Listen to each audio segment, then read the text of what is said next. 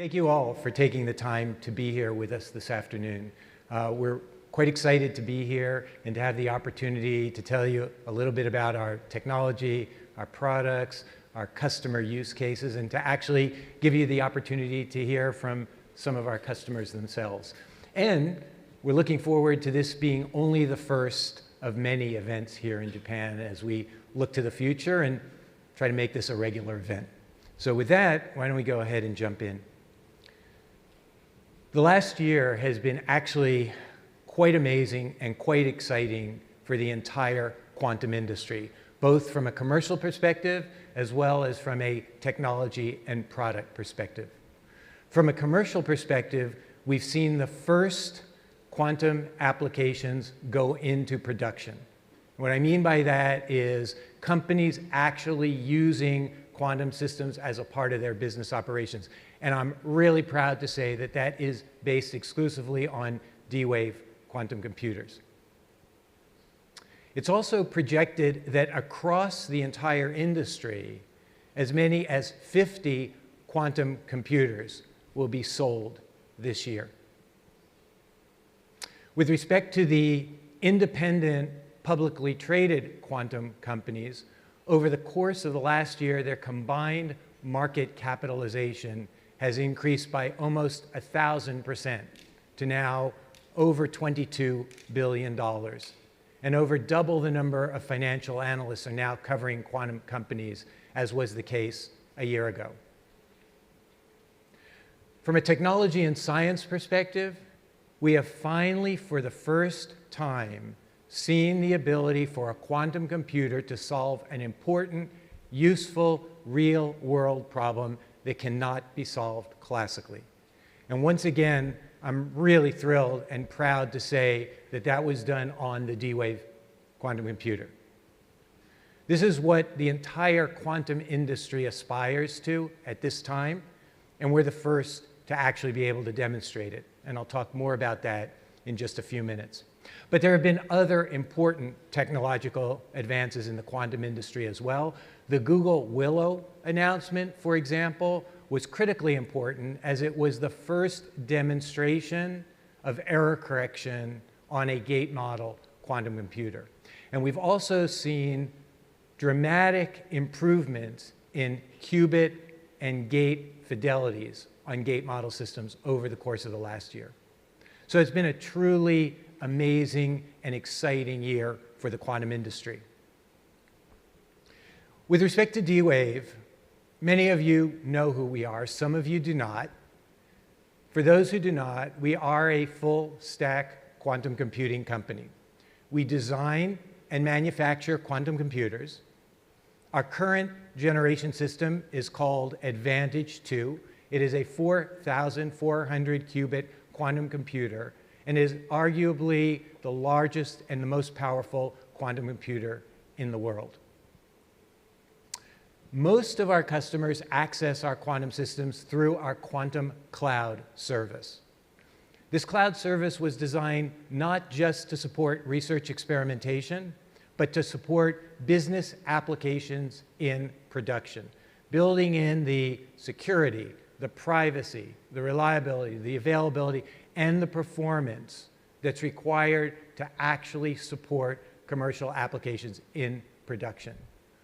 We have over 99.9% uptime, and we offer service-level agreements. We're the only quantum computing company in the world that has reliability and availability and performance good enough to actually offer service-level agreements. We have a complete suite of software development tools. Our Ocean SDK is all open source so that developers can help us to improve and extend the tool suite.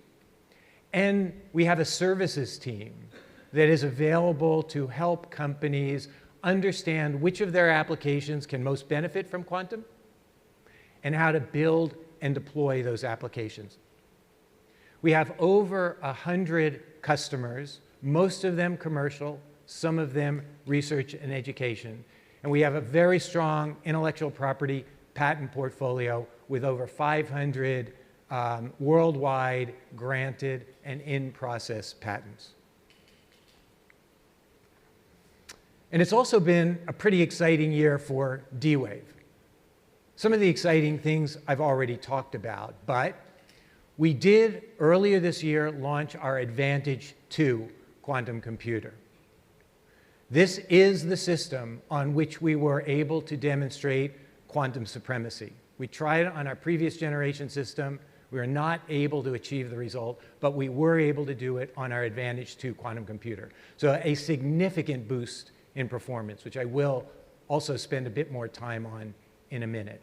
And as I said, this is the quantum computer on which we were able to demonstrate quantum supremacy, which was published in the peer-reviewed journal Science earlier this year. We then took that result and demonstrated how you could use it to build a hashing function and create a blockchain based on quantum proof of work. And what's so important about this is not only would this be a quantum safe blockchain by construction, but if Bitcoin, for example, was mining using this computation rather than SHA-256, Bitcoin mining today would be consuming about 1,000 times less electricity. So this is a very energy efficient platform. Of course, we've also made progress in a number of other important technological areas. We announced earlier this year that we now have the ability to interconnect processor chips through superconducting bump bonds, which will be critical to our scaling roadmap, which I'm going to talk about in a few minutes. And we announced enhancements to our Ocean software development kit in support of quantum AI, the ability to actually use our quantum computer as a part of the AI model training process. We sold our first quantum computer. We sold it to the Jülich Supercomputing Center in Germany, where they will be interconnecting it with their Jupiter exascale supercomputer. This is the first and only exascale supercomputer in Europe, benchmarked as the #4 fastest HPC system in the world. And they will be interconnecting our quantum system with that supercomputer in support of new AI workloads, materials discovery workloads, and optimization workloads. And then finally, we introduced a framework that we call Quantum Realized. There's a lot of hype in the quantum industry, and it's becoming increasingly difficult to understand what's real and what's hype. And so we introduced the quantum framework to help everyone try to get a sense of what they can and can't depend on from various quantum vendors. The Quantum Realized framework has 3 components. So when you're thinking about whether to start using a quantum computer, whether to buy a quantum computer, there are 3 things we think you should keep in mind. 1, has the quantum computer actually been able to solve any problem, better or faster than it can be solved classically? And I'm not talking about faster than it can be solved on your laptop. I'm talking about faster than it can be solved on any classical system. Has the quantum vendor demonstrated this? You're going to have to search long and hard to find a company that's demonstrated it. Although, when I talk about our quantum supremacy work, I'll be pointing out that we have achieved that.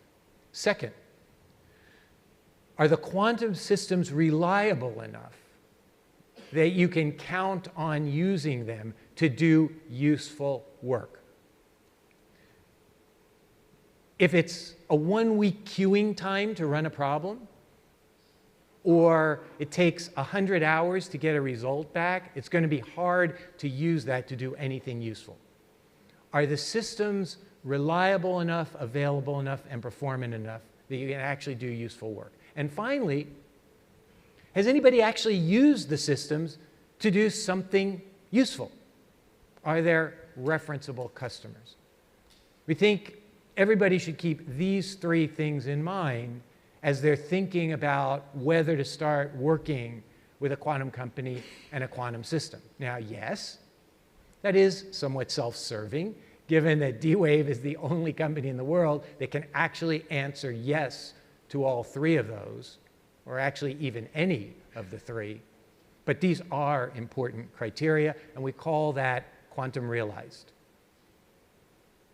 Okay, earlier this year, we launched our Advantage 2 quantum computer. It's a 4,400 qubit quantum computer. There are three areas in which Advantage 2 improves upon our earlier generation Advantage quantum computer. And these are the three areas that we're always focused on with each generation of system. One, connectivity. Advantage 2 increased connectivity from degree 15 to degree 20. So in Advantage, each qubit was connected to 15 others. In Advantage 2, each qubit is connected to 20 others. That's important because the connectivity is related to the size and complexity of problems that we can solve. Second, coherence time. We're always focused on increasing coherence time because that's related to the time it takes to solve a problem. Longer coherence time, faster time to solution. We doubled the coherence time between Advantage and Advantage 2. And finally, energy scale. Think of energy scale as the precision with which you can specify the problem parameters, kind of like single precision versus double precision. We increased the energy scale in Advantage 2 by 40%. So more connected to solve larger problems, longer coherence time to solve them faster, and increased energy scale to get better solutions to the problems. This is why the Advantage system is so much more powerful than Advantage, and why we were able to demonstrate quantum supremacy on it. And speaking of quantum supremacy, what was it that we actually did? So we were working on the problem of computing properties of materials, specifically magnetic materials, and we wanted to compute properties as the materials get close to what's called a phase transition point. So think of this as water freezing. That's a phase transition point. Magnetic materials go through phase transitions as well, and so we wanted to compute properties of these materials as they get close to a phase transition point. We used several different material structures, 4 to be specific: two-dimensional lattice, three-dimensional lattice, diamond, and biclake. We used different size lattices, from small to medium to large. And we used different evolution times on the simulation of the materials. We were able to compute all of these properties for all of the lattices at all sizes and all evolution times in minutes on our Advantage 2 system. For the largest, it would take nearly 1 million years to solve on the fastest supercomputer in the world. We actually worked with 11 institutions around the world, tens of researchers, including experts in all the classical techniques to solving these problems, whether it be tensor networks approaches like PEPS and DMRG, or neural networks, or quantum Monte Carlo, looking for the best possible approaches and trying to gain the scaling factors so that we could extrapolate to what it would take to solve these problems classically on the fastest supercomputers. And that's the result. We can perform the computation in minutes. It would take nearly 1 million years classically. Moreover, it took us about 12 kilowatts of power to perform these computations. It would take on the order of global annual energy consumption to perform them classically. So not only are we very fast, but we're very energy efficient. And as we look to the future, our next generation system is called Advantage 3. Advantage 3 is targeted to be 100,000 qubits. Now you might say, come on, Alan, how are you going to go from 4,000 qubits to 100,000 qubits in one generation? The answer is easy. Well, easy for me to say, hard for Trevor Lanting, our Chief Development Officer. But it's because for the first time with Advantage 3, we will be moving to a multi-chip system. Up until now, we've grown our systems by putting more qubits on a chip. With Advantage 3, it will be the first time where we will be interconnecting processor chips. And I've already talked about the fact that we've now demonstrated the ability to actually interconnect through superconducting bump bonds. And if you think about it, going from 4,000 to 100,000 doesn't require that many interconnected chips. 25 interconnected chips, which we'll basically lay out in 2 dimensions with a tiling structure. So we don't even think we'll need much of an increase in refrigerator size, maybe a 20% increase in the refrigerator size. We don't think we'll need much of an increase in I/O. We're actually quite unique and very good at I/O for quantum computers. We control today 4,400 qubits with 200 I/O lines. Think about that. 4,000 qubits with 200 I/O lines. If you go ask any other quantum computing company how many I/O lines it requires per qubit, they will say a few, anywhere from 3 to 6 I/O lines per qubit. If we were using that brute force approach, our 4,000 qubit processor would require tens of thousands of I/O lines. That's not scalable. We control 4,000 qubits with 200 I/O lines. We think our 100,000 qubit system won't require more than about 300 I/O lines. So this is well within reach for us.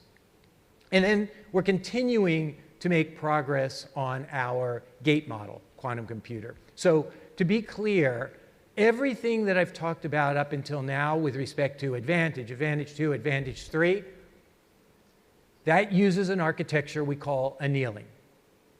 Those are annealing quantum computers. And they're very good at solving certain classes of problems. They're excellent at solving optimization problems. They can solve AI machine learning problems. They can even do factorization, but not using Shor's algorithm, using a different approach.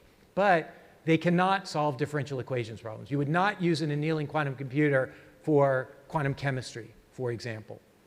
For that, you need a gate model quantum computer, which is what pretty much everybody else in the world is trying to build. We're the only company that does annealing quantum computing.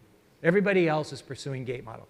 We are pursuing a gate model system as well, and the reason is because we have customers with use cases that require both. For example, think about a drug company that's designing a new drug, putting it through trials, manufacturing, shipping it out. The quantum chemistry up front does require a gate model quantum computer. Optimizing the trials, optimizing the manufacturing process, that requires an annealing quantum computer. And when I say requires annealing, I actually mean that because there's now a body of mathematical evidence that gate model systems will likely never deliver a speed up on optimization problems. So we have a bifurcation in the application environment for quantum. We have applications that will always require annealing, think optimization. We have applications that will always require gate, think differential equations. And then we have applications that can be addressed by either. But we are also working on a gate model program, and that program is really oriented toward scaled, error-corrected gate model system. We are not believers in non-error-corrected gate model systems. We don't actually think you'll be able to do anything practical or useful with them, so our focus is on error correction and moving as quickly as possible to a scaled, error-corrected gate model system. And as I've already said, our systems are very highly reliable, very performant. We even have SOC 2 Type 2 compliance on our cloud service all the way back through to the quantum computer. We're the only company that has SOC 2 Type 2 compliance all the way through to the quantum computer. And as I said, we do offer service level agreements. And we have quite a few customers that are working with our systems, some actually using us today as part of their business operations. You're actually going to hear from NTT Docomo a little bit later about the application that they developed for optimizing cell tower resources, actually optimizing how the paging messages flow between the tower and the cell phones, yielding better results faster, allowing them to support more phones per tower in peak periods. North Wales Police is a very interesting customer, obviously in North Wales in the UK. Basically, the problem is where to position police and other public service vehicles so that if there's an incident, they can reach the incident quickly. Okay? And their target was that 90% of all incidents need to be reached within a certain amount of time. Okay? Well, leveraging our quantum system, first of all, the time to compute the placement over the course of a year went from 4 months to 4 minutes. Okay? They can now compute placement for a year in 4 minutes, which also means they can re-optimize as the year goes on. Secondly, with our solution, the average response time was cut in half. So the vehicles were getting to the incidents on average twice as fast. And finally, the number of incidents that could be covered within the allotted time not only achieved their 90% mark, but it was an increase of about 10% over what they had been getting. So really excellent results. Japan Tobacco you'll also hear from a little bit later today, where they're focused on using quantum as a part of their AI process in drug discovery, finding that introducing the quantum processor results in more samples that are potentially more well suited to human drugs. I've talked a bit about different applications, primarily optimization-oriented applications. And these applications are all what I would characterize evolutionary applications. They're evolutionary in the sense that customers are actually solving them today. It's just that they're so hard. They're exponentially hard. The compute required grows exponentially with the size of the problem, so they're trying to simplify the problem, or maybe come up with heuristics to try to develop what they hope are good enough solutions. But with our quantum systems, they're actually able to solve the original problem, get better solutions, and get solutions much faster than they were getting classically. But these are evolutionary problems because they're basically problems that are being solved by businesses today. It's just that we can do better, we can do faster, and that generates an ROI. And then there are more transformational applications, things that we think really could fundamentally transform industries. 2 of them are listed on this chart. These 2 are listed because we're actually working on both of these today, and in fact, getting very close on at least the first one, the blockchain. So I already talked about how we were able to take the computation that we did to demonstrate quantum supremacy and turn that into a hashing function that could be then be used to create an entirely new blockchain architecture based on quantum proof of work. And we actually then went ahead and built this blockchain and have it running as a distributed quantum application across multiple of our quantum computers. But we really think that this could be very transformative, as all blockchain today is based on computations that are susceptible to quantum attack when we get quantum computers large enough. Now, we're not there yet, and we won't be for a number of years, but eventually we will be.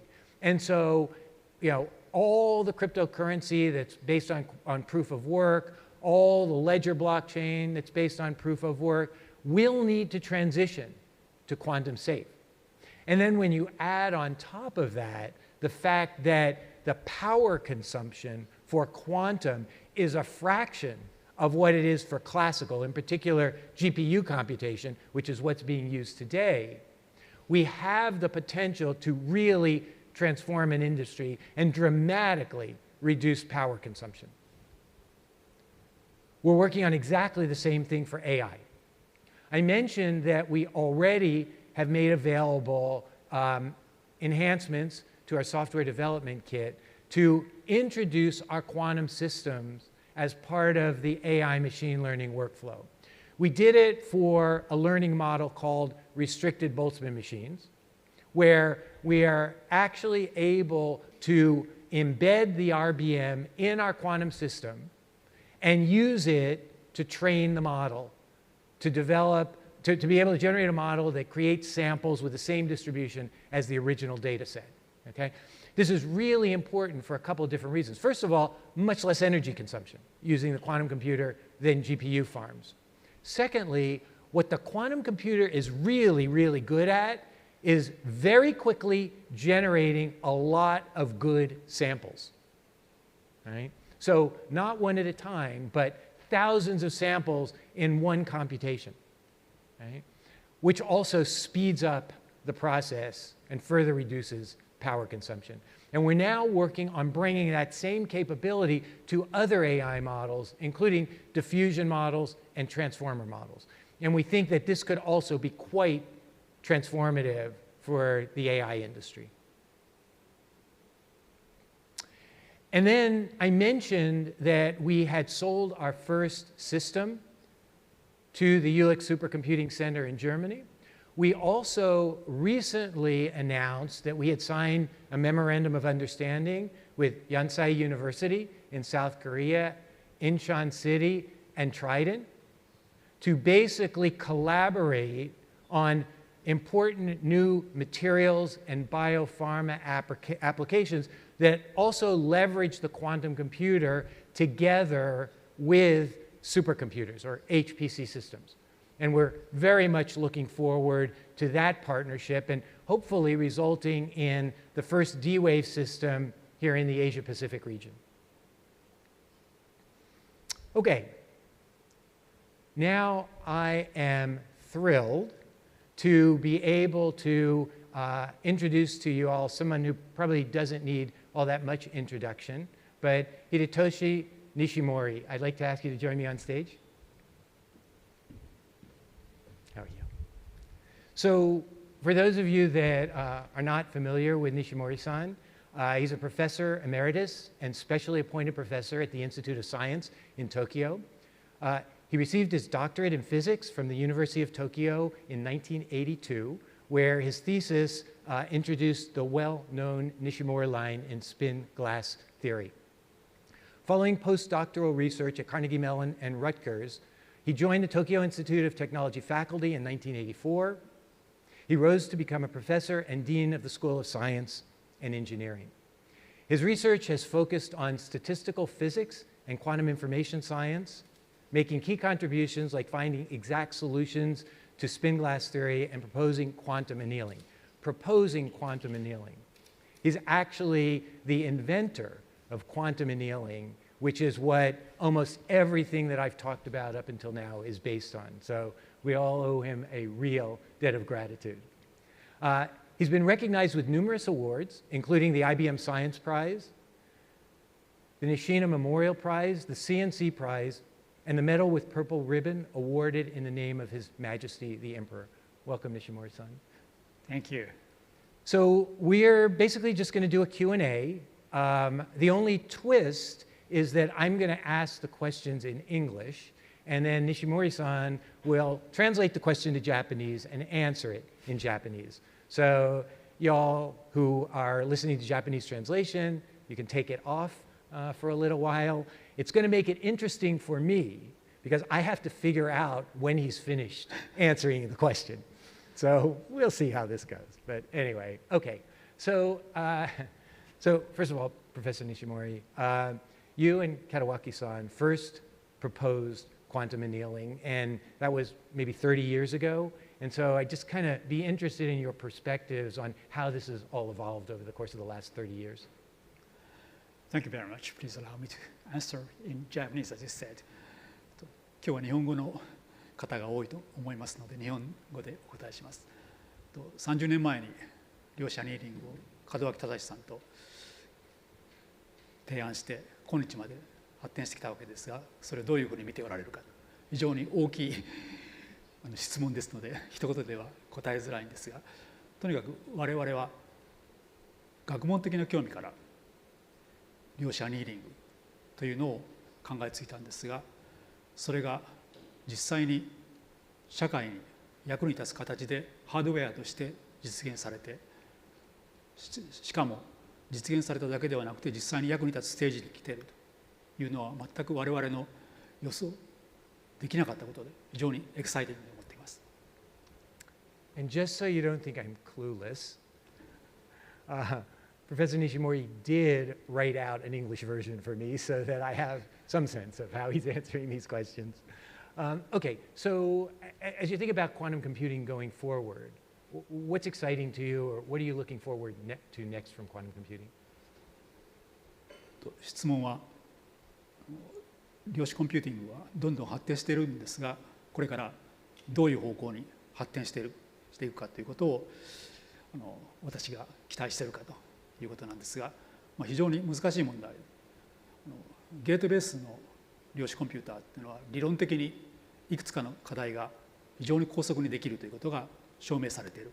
しかもそれが社会的に役に立つ課題だということが分かっている。それは非常に大きな強みで、それが長期的に見たときには非常に大きなインパクトを社会に与えると思っています。ただハードウェアとしてそれを実現するのがなかなか難しい課題がある。それに対して量子アニーリングっていうのは今現在実際に役に立っている。ですから一歩を踏み出すには非常にいい状態にある。ただ理論物理学者として残念に思うというか、頑張らないといけないと思うことは、そのゲートベースの量子コンピューターと違って理論的に社会課題がこれを使えば、量子アニーリングを使えば劇的に速くなるということが証明されている課題がまだないということです。で実際にやってみると速いという例はたくさん出てきていますが、そこをなんとか抑えたい、理論をしっかりさせたいというのが、私のアカデミックな立場からのお答えです。So, how well known do you think it is that quantum annealing was actually invented here in Japan? 日本で量子アニーリングが生まれたということをどれだけ日本の中で認知されているかというご質問なんですが、私が知る限り非常によく知られていると思います。いろんなメディアで、テレビ、ウェブメディア、雑誌、書籍なんかで広く紹介されています。それが日本の強みであり、これからこの分野に参入しようと考えておられる産業界の方にも非常に役に立つ。日本語でいろんな資料がすぐ手に入る。それをうまく活用することが日本の強みにつながると思います。So, I mentioned a little while ago there's some evidence that quantum annealing will always outperform gate model on optimization problems. Many believe that, not everybody does. I'm wondering what your thoughts are on it.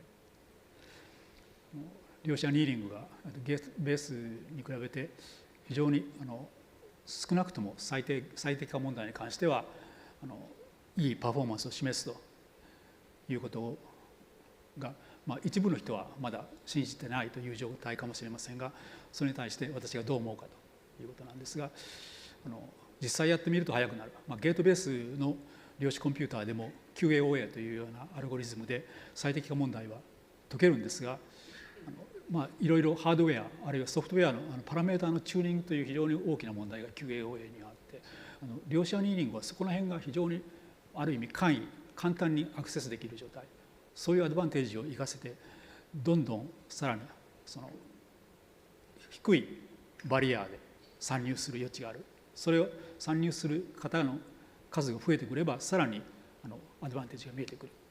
ですからこれからさらに発展する可能性があるというふうに信じています。And you were involved in the first demonstration of coherent quantum annealing at scale. What do you think is the significance of that work? コーヒーレントなノイズのない量子アニーリングが、先ほどアラン・バラスさんからご紹介があったように、いわゆる量子超越性を達成した研究なんですが、その初期の前段階の実験に私も実は参加して、それがさらにどう発展するかと期待されるかというご質問なんですが、あれは非常に劇的な実験、つまりどんな量子コンピューターでも現在のコンピューターっていうのはかなりのノイズがあって、そのノイズとどう戦うかということが非常に重要な問題になってきているんですが、そのノイズが実際にない状態のデータを非常にきれいに理論通りに取り出すことができたというのは大きな衝撃。しかもそれで古典コンピューターができない領域に達した。でこれからの課題はそれをどう実際の社会課題に結びつけるか。あれは乱数の発生という非常にアカデミックな問題から一歩あるいは二歩現実の問題に近づいた、もっと現実に寄り添った物質に関連した問題なんですが、さらに産業現場の課題に対してのコヒーレンスの効いた量子アニーリングをどう活用していくかということを考えておられる方も多いと思いますが、それが発展していくことを大いに期待していますし、実際それが数年以内に起こると信じています。And then there's the recent supremacy paper that we published in Science. Do you see any areas of research opening up as a result of this work? 今も話題になった量子超越性という結果がどういうふうに発展していくか、前の質問に関連した話なんですが、一つには先ほど申し上げましたように実際の産業現場の最適化問題にそれをどう生かしていくかと。もう一つは私はやっぱり大学にいますのでアカデミックな問題に適用した一種の物理実験装置として D-Wave を使う。そうすると今までの通常の物理実験装置ではできなかったことをどう解決できるかということに興味を持ってまして、スピングラスという問題、これスピングラス典型的な社会課題、典型的な最適化問題なんですが、そのスピングラスのダイナミクス、時間とともに状態がどう変わるかというのは非常に難しくて重要な問題。それは古典コンピューターではとても太刀打ちできない問題なんですね。